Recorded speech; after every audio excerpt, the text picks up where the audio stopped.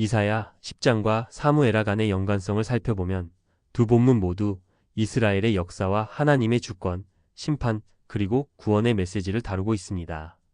다음은 두 본문 간의 구체적인 연관성입니다. 이사야 10장 주요 내용.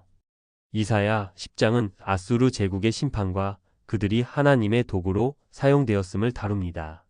그러나 아수르의 교만과 악행에 대해 하나님이 심판하겠다고 경고합니다.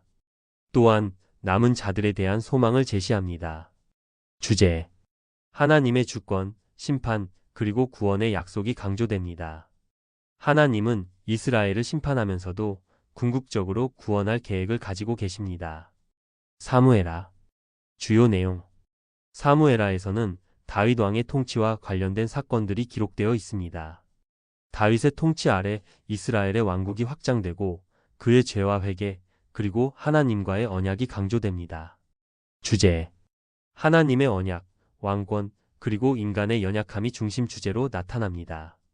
다윗의 통치는 하나님의 선택을 받은 왕으로서 이스라엘의 역사에서 중요한 역할을 합니다. 이사야 10장과 사무엘하의 연관성. 하나님의 주권.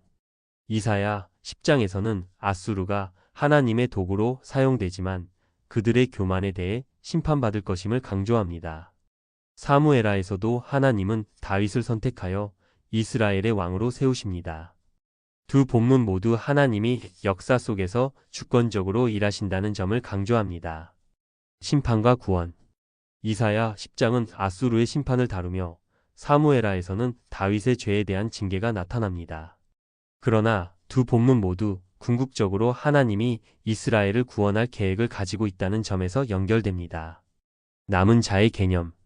이사야 10장에서의 남은 자는 하나님의 구속의 희망을 상징하며 사무엘하에서는 다윗을 통해 이스라엘이 회복될 것임을 보여줍니다. 다윗의 통치는 하나님과의 언약을 통해 이스라엘의 회복을 가져오는 중요한 역할을 합니다. 인간의 연약함과 하나님의 은혜. 이사야 10장은 아수르의 교만과 심판을 강조하고 사무엘하에서는 다윗의 실패와 회개를 다룹니다. 두 본문 모두 인간의 연약함 속에서도 하나님의 은혜와 구속의 계획이 이루어짐을 보여줍니다.